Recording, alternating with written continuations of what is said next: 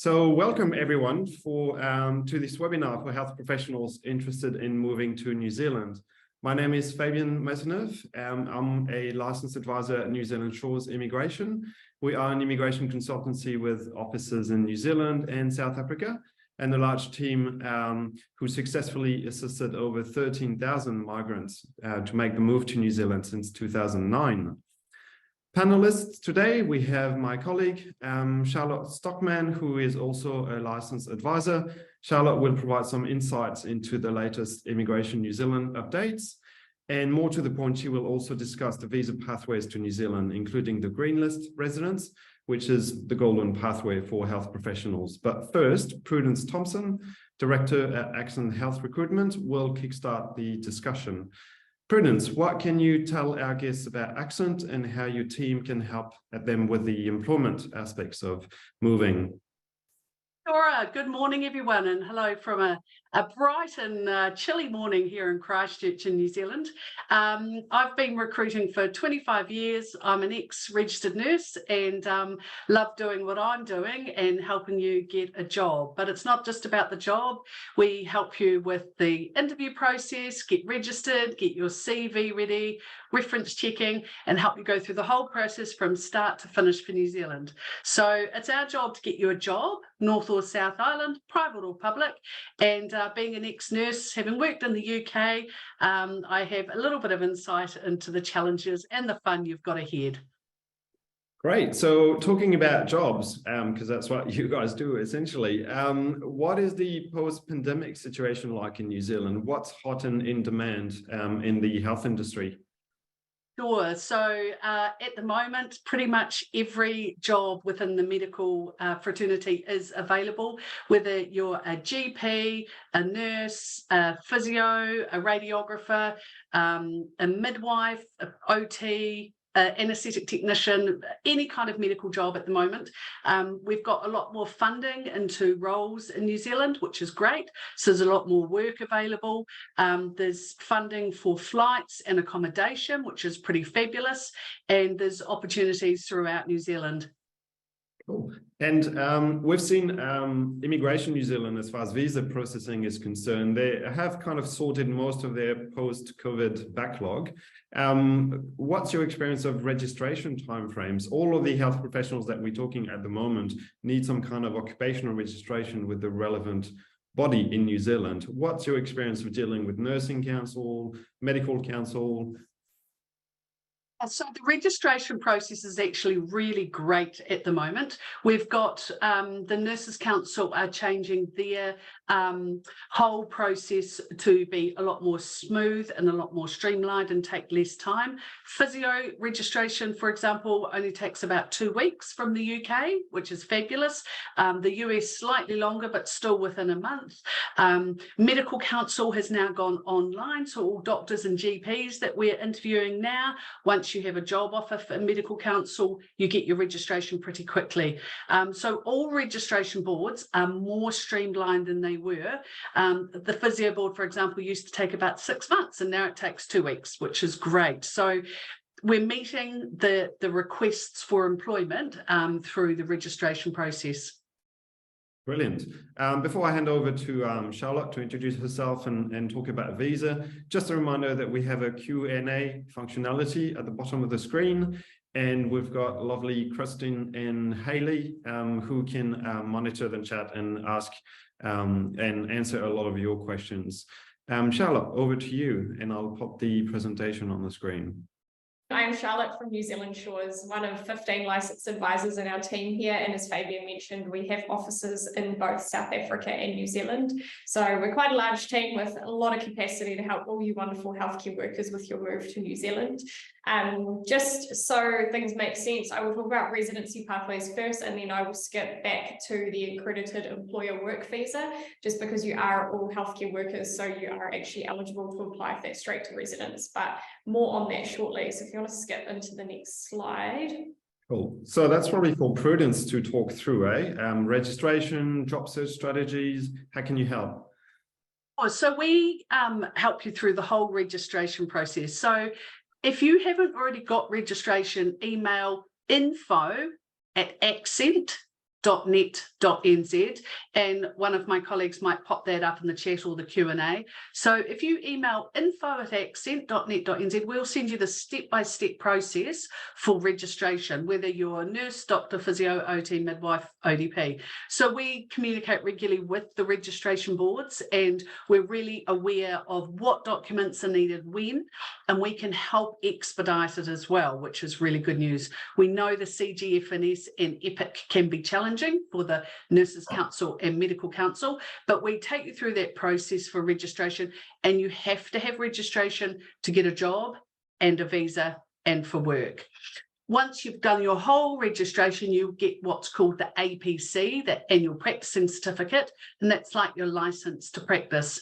So for documentation, we require obviously copies of passport and driver's license, which is for our IDing.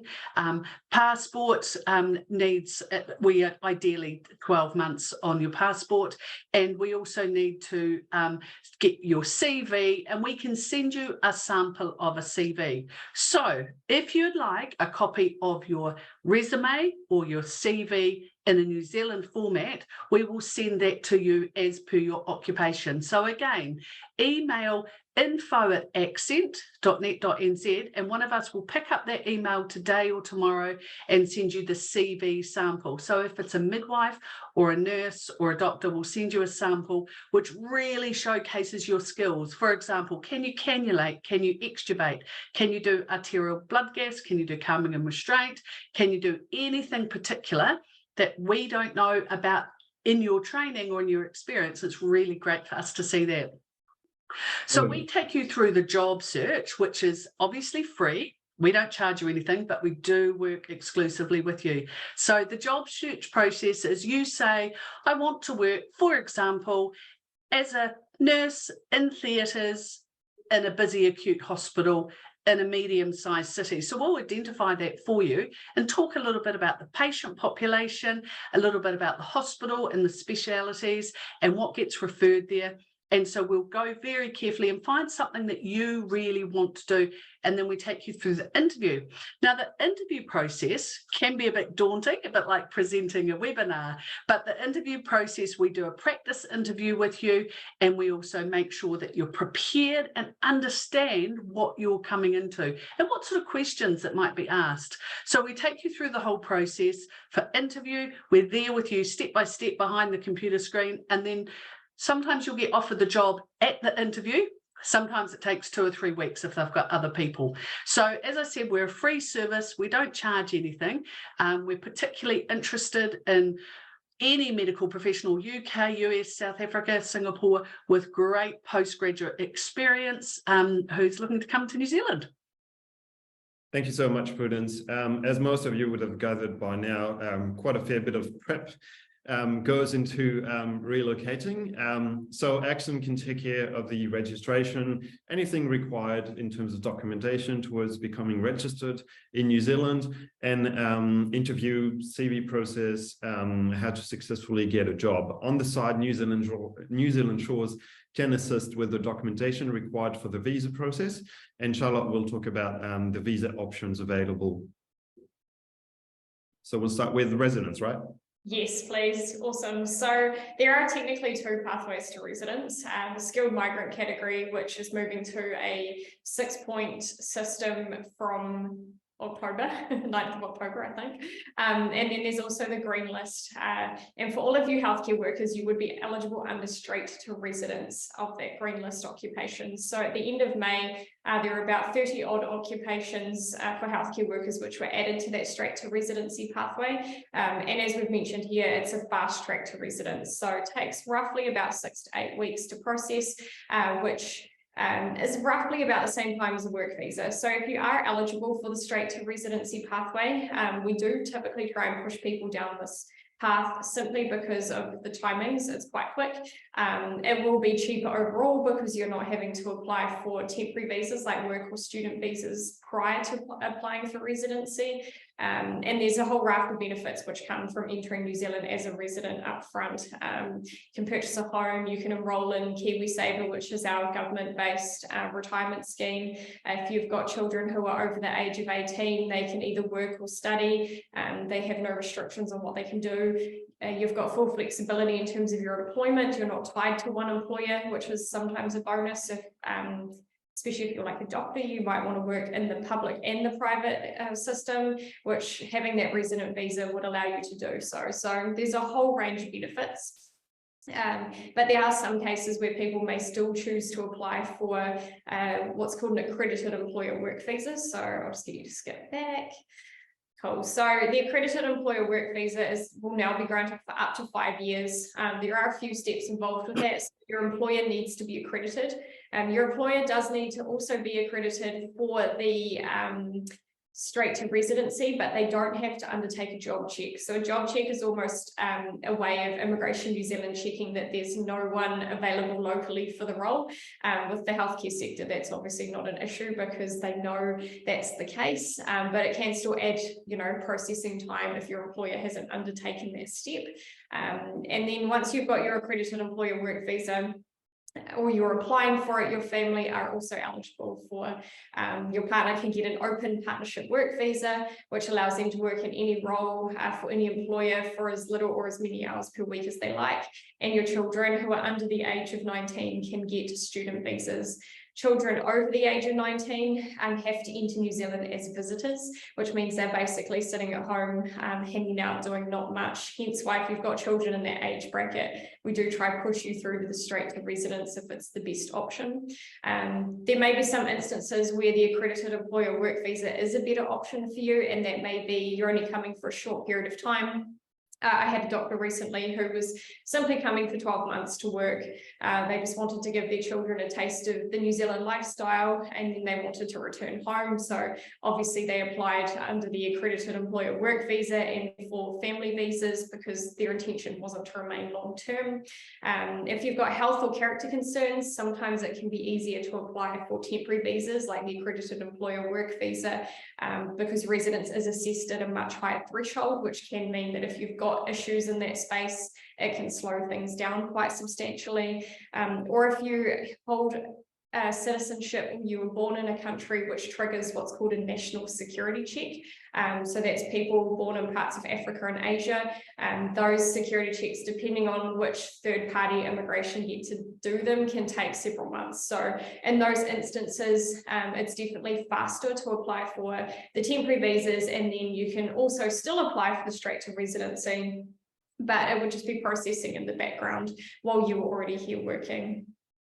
Wonderful. Thank you, Charlotte. So what I think we need to remember from this is that everyone's situation is different. In most cases, we recommend as a registered health professionals to go for the straight to residence visa because it processes in around about the same time as a work visa, and you can arrive in New Zealand as a resident. However, again, you might have some reasons why going for an accredited work visa in the first instance might be a better idea, not necessarily the cheapest option because you have to apply for temporary visas and residence, but we at New Zealand Shores provide a free online consultation to talk through your background, your circumstances, and determine the best visa pathway for you. So good idea to come back to us after the webinar and see if you'd like to arrange for a catch-up later this week or the week after. One thing we haven't discussed much is the tier 2 of the green list. Now, most of you in the audience have some kind of occupational registration. So inevitably you'll fall under tier 1 of the green list, meaning you can apply straight for residence. But for those who cannot achieve registration, or healthcare assistants, for example, or care workers, these occupations are on the tier 2 of the green list, which means you can secure residence after working for 2 years in New Zealand. Not a lot of people in the audience would fall under this category, but if you happen to be a care assistant, for example, come back to us and we can talk through this as well. Different ways to contact us. If you'd like an eligibility assessment, We've got health@nzshores.com or newzealandshores.com. We'll provide you with a free eligibility assessment, and then we can discuss your circumstances, any questions you might have, your particular background, any concerns, health or character, for example, through a Zoom consultation. Anything relating to employment opportunities, registration, you can contact info at accent.net.nz. I'll leave these on the screen for a little bit. There is one question in the Q&A that I wanted to answer as well.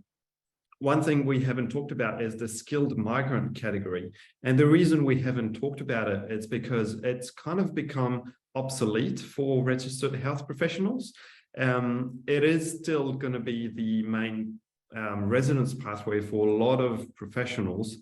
It's the point system, but health professionals fall under the green list one way or another. So there is no point at all for a registered health professional to go through the skilled migrant residence category. It's moving from a 180 points to a 6-point system. But again, we're not going to discuss this today because you're better off going through the green list. Cool. Now we'll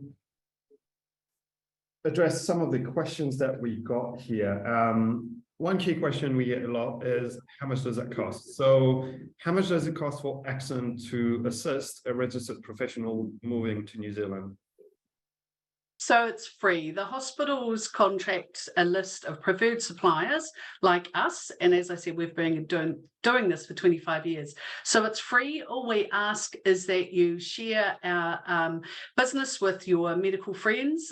So it doesn't cost anything. And we can deal with people from 2 to 3 weeks to get a job to start in New Zealand, right through to 5 or 6 years to start a job to come to New Zealand. So yes, we're free. The government contracts us to employ people in the public health sector, and the private hospitals, again, they contract us. We're going to be visiting and doing seminars in Hong Kong and Singapore at the end of July, and that's on our website.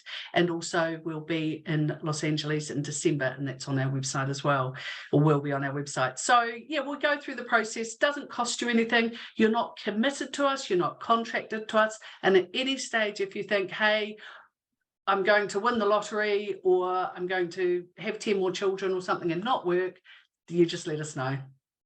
Now, this sounds almost too good to be true, but on top of your services being free, I believe that some of the employers you work with offer some kind of relocation package. Yeah, so now the majority of employers will offer flights, accommodation, car rental. We pick you up at the airport, we help you out anywhere in the process that's needed, but you may have friends or family that pick you up, but the hospitals are offering very generous relocations now. So they pay for shipping, flights for you and your family. Obviously, you're bonded for 12 months, but it takes that long to settle in a job. So, you know, when you first get here, it's great, and then it's a bit niggly, and then it's great again. So the whole migration process is a bit of a roller coaster, and you are ticking off, you know, many of the top 10 life stresses, apart from getting married. That's always one, but a lot of people do that before they come out. But yeah, the process is free. The hospitals will pay your accommodation and airfare, shipping and so forth. What about the New Zealand Shores side of things, Charlotte? Yeah, so we aren't free, unfortunately. So unlike Prudence, who gets paid by, you know, the people that hire you, we are a paid service. However, we have recently launched an initiative where we offer a really, really special price for anyone who works with Accent as well. So because the straight to residency visa is such an attractive pathway for people, we would like to offer everyone who is in this webinar a special fee of 2,000 New Zealand dollars to assist with that residency application. That is subject to you not having any curly things going on like health or character. If you do have health or character issues, that can push that price up just because there is more work attached to it. And that fee is per family as well. So the government fee is additional. If you're applying from outside New Zealand, that is 4,890 New Zealand dollars. But yeah, that 2,000 is definitely a really special price, and I can guarantee there won't be anyone else in our industry that's offering even close to that. So if you are interested in having that whole process and hassle taken off your hands, please do reach out to us.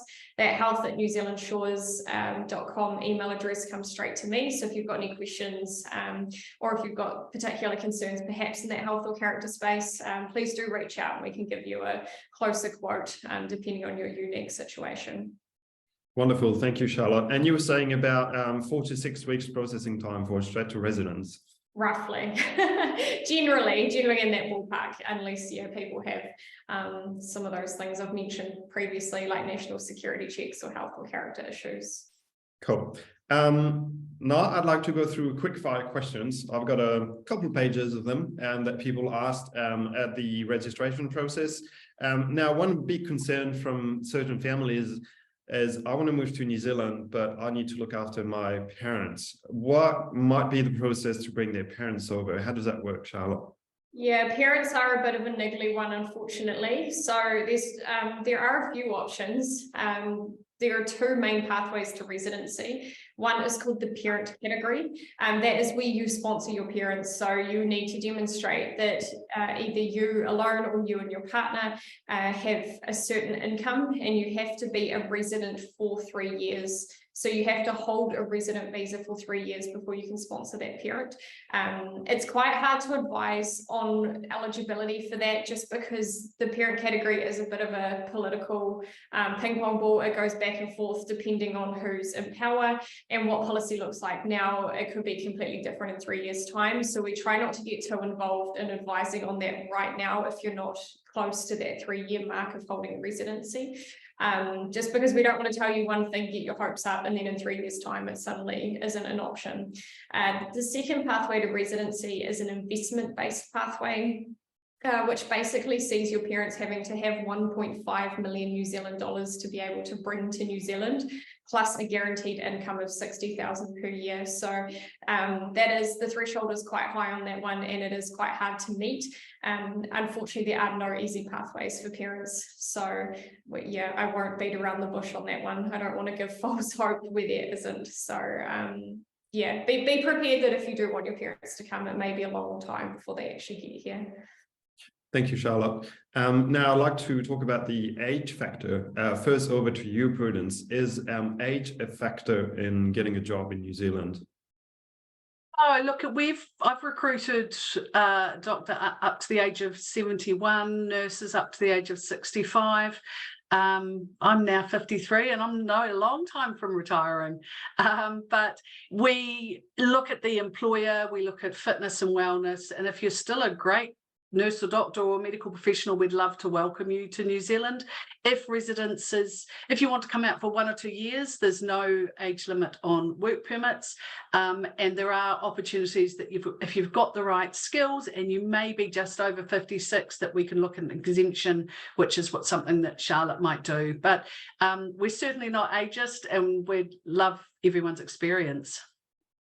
Charlotte, what's your take on the age limit? Can you tell us in the light of immigration instructions, and then what can be done, what options are if you're 56, 58, 63, for example?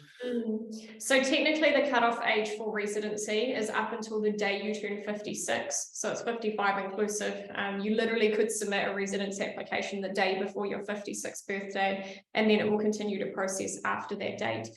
There are some exceptions to that. So in some circumstances, not all, we can apply for age waivers. It is quite an in-depth process with Immigration New Zealand. We basically have to ask the Minister of Immigration if we can submit a residency application on your behalf, despite you not meeting that age criteria. It is quite an intensive thing, and it is very much case by case. So if you are in that situation, I'd recommend you reach out to us. We can take a look at your occupation, your age, your health, all of those factors, and say, yes, you've got, a potentially good chance, or no, you don't. But even though we can give you an indication, it is ultimately at the discretion of Immigration New Zealand and the Immigration Minister. So we can't ever provide guarantees in that space. No, of course. So cutoff age 55 inclusive for residents. I actually had someone say I'm currently 53 and interested to make the move in 3 years' time when I'm 56, would probably discourage this and say, hey, make it this year or next year to be safe, essentially. So you don't have to ask a favor from the Minister of Immigration. How do graduate degrees translate across country line? If I graduated not in English, for example, can I still get registration in New Zealand, Prudence? So depending on the training, we'd look at the transcript of the training, depending on the occupation and the registration board, and also post-grad experience. So it's quite multifactorial. So we'd look at where your degree was, we'd look at where your training was. If, for example, your degree was India and you've been working in England for 7 years and you might have done a post-grad diploma in health management or in operating theatre, you're very likely to get registration as a nurse. If you're a doctor, there's a list of 26 comparable health systems, so that's quite a smooth pathway to come across. So it comes down to individual requirement, and if you send us your CV to info@accent.net.nz, pretty quickly, within a day, we'll be able to say, usually, yes, we would encourage you to apply. It's very likely you'll get registration in New Zealand. And as far as nurses go, how long do you have to work overseas before you can think about successfully registering from New Zealand Nursing Council? Is there a minimum? Yeah, 24 months, so 2 years is the experience that we require. But if you're looking at coming and you've got 20 months experience, and for example, your partner's moving now and you want to move now, we can always look at how many hours you've been working, what you've been doing, what you did before your nursing, and we can speed that along a little bit. But, you know, the Nurses Council is really sensible. They'll look at everything quite holistically. Cool, thank you. English, do I need an English test? You might need an English test, Fabian, from obviously your native country of France, Charlotte, New Zealand not. For residency, Charlotte can talk about that, but for registration, if you did your primary medical degree in the English setting, no, you won't need it. It comes down to individual registration boards, so everyone's quite different, but it's likely that everyone from the UK who did their degree in the UK, you will not need an English language test. Charlotte, English for immigration. Yeah, from my side, not quite so straightforward, unfortunately. So pretty much unless you have citizenship and have worked or studied in the UK, the US, Canada, or the Republic of Ireland, you will have to do an English language test. It doesn't matter if you perhaps did your education in the Philippines and now you've worked in the UK for 20 years, you would still need to do that English language test. So that is another thing that can change, I guess, the trajectory of which visa you apply for. Obviously, if you do need that English language test for a straight to residency application, and it might take you a month or so to even get a booking, that may be another reason to apply for the accredited employer work visa first. But please don't assume that just because you have your New Zealand occupational registration that you don't have to do an English language test for the straight to residence. The biggest issue we've been seeing of people coming back to us after having submitted their own applications is because they haven't provided all the documentation they need, and English language test is definitely one of them. And no matter how hard you try to argue with immigration that you have spent however many years working in an English-speaking environment, they don't care. You have to do the test because that's what policy states. Thank you for this. So we talked about parents, we talked about English registration. Relocation is very much a family plan, a family thing. So one of the key concerns that we see on a daily basis is, can my partner work if I come on a work visa, or if I come as a resident? Can my kids go to school? Are they going to have to pay for school? Charlotte, are you able to perhaps talk through the pros and cons of temporary visas versus residence for partners and kids, public funded healthcare as well? Yeah, so with the residency, so you apply under your straight to resident visa, it's approved. The whole family enters New Zealand as residents, which means everyone has full flexibility as to what they do. Your partner could be self-employed, they could work, they could not work. Your children could attend school as domestic students in New Zealand. If, like I mentioned, if they're over the age of 18, they can then undertake tertiary study as a domestic student, or if they want to work, they can. There's no restrictions at all. With temporary visas, so if you apply for an accredited employer work visa, because you are all healthcare workers and all on that green list, your partner will still receive a full open partnership work visa. And there has been some changes in that space recently, but those changes don't apply to people on the green list. So for all intents and purposes, it's the same as it always has been for everyone in this webinar, which is really awesome. Children under the age of 19 can get student visas to allow them to attend high school. If you want your children to attend tertiary education and you're only coming in on temporary visas, they would need to get international student visas, which means you pay international fees for that tertiary education, which could be $20,000, $30,000, $40,000 a year, depending on what they study.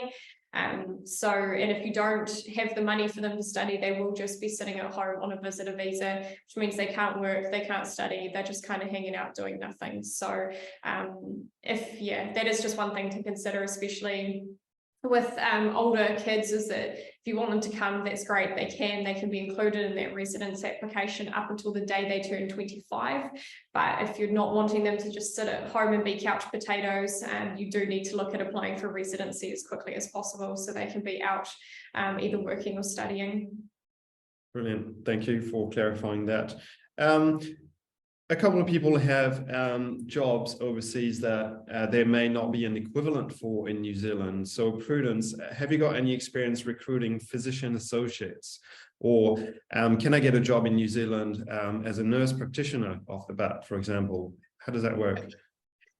Physicians associates, we're not recruiting at the moment. New Zealand hasn't got a pathway for them. Nurse practitioners, yes, we are recruiting. So MPs have a slightly different registration process. You start in New Zealand as a general registered nurse and then apply for your nurse practitioner status once you're in New Zealand. You're required to have a master's of nursing in that speciality or scope of practice, and also 5 years experience within that scope of practice as well. It's quite a long process, but it's certainly worth it, especially in general practice. Out in the community, would love to see nurse practitioners for general practice. Awesome. We had a couple pharmacists from the US as well registered today. Is that something you can assist with? Yes, pharmacists. We've got a special pharmacist recruiter, Dominic. So if you email me, I can pass details. He has a pharmacist himself, and he's registered in New Zealand. So he's gone through the process. The process coming from the UK is a little bit easier than coming from the US. But if where there's a will, there's a way. Brilliant.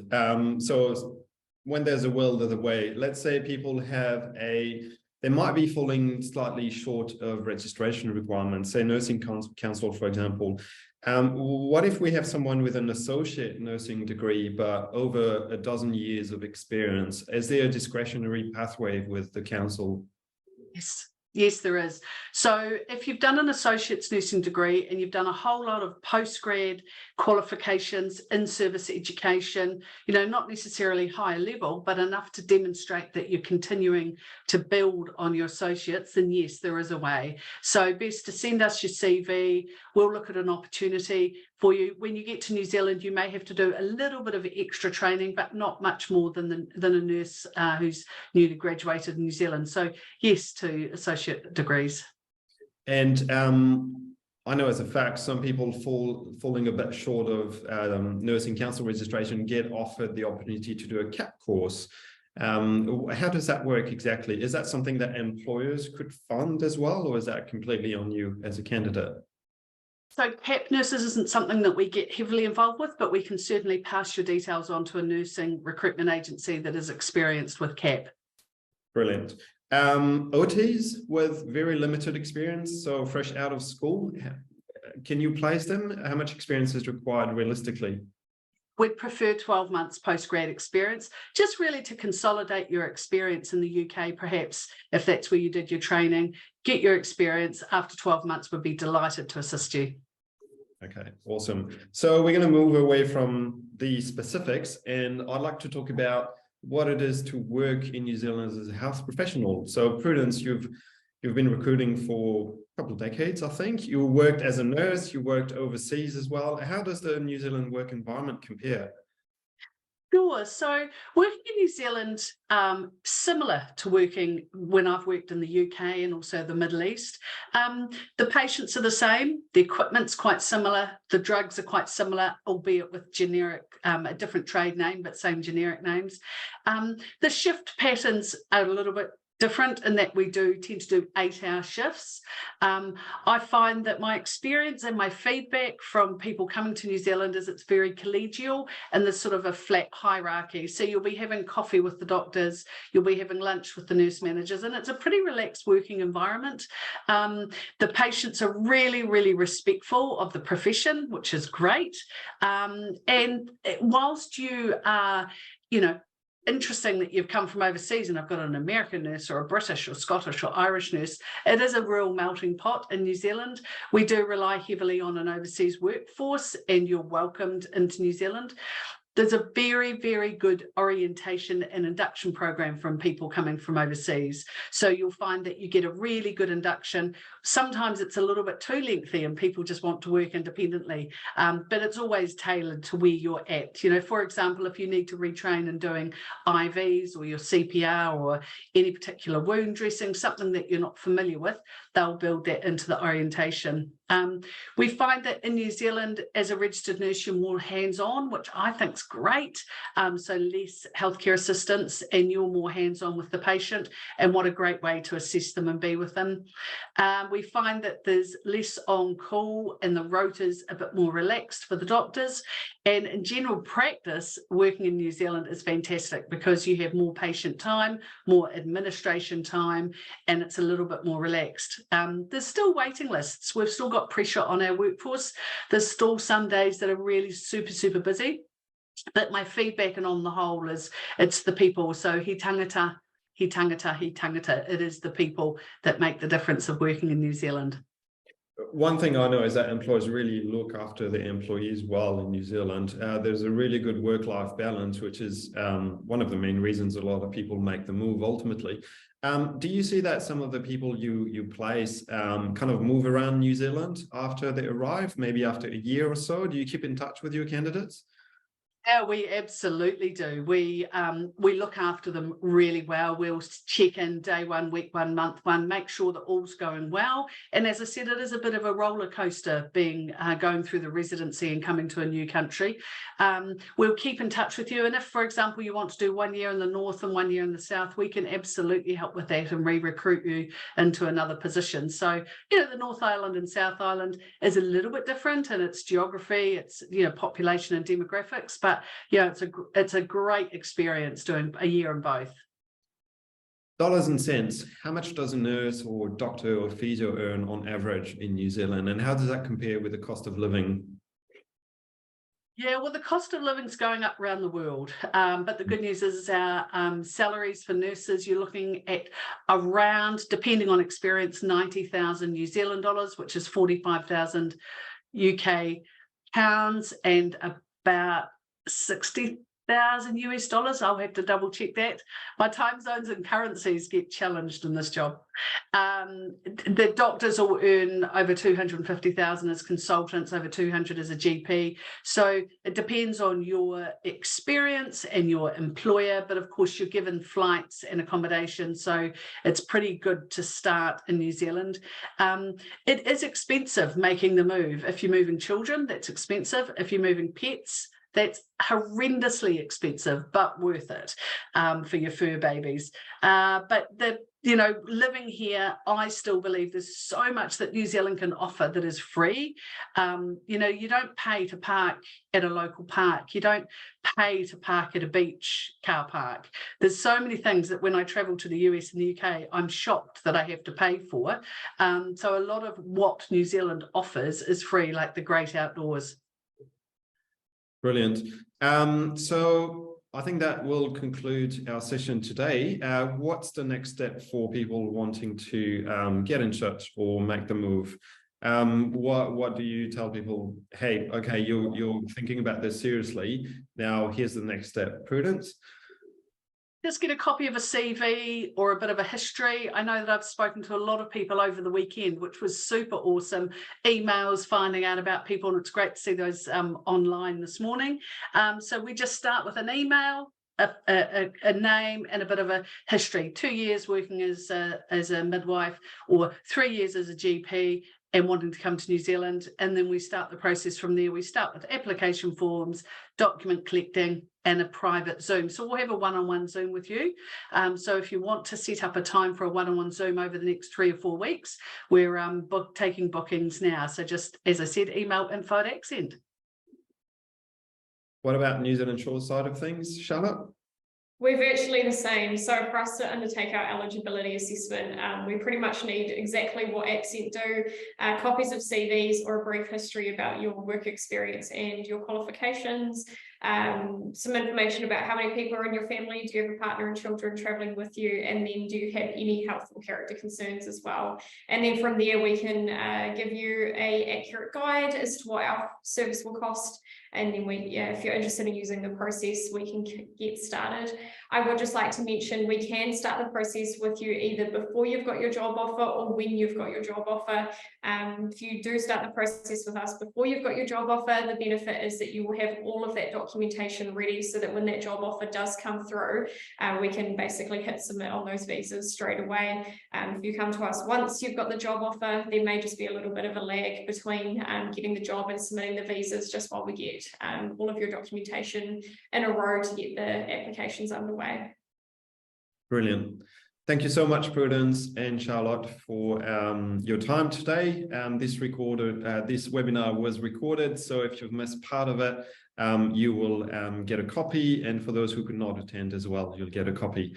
Thanks again and have a wonderful week. Awesome. Thanks. Peace out.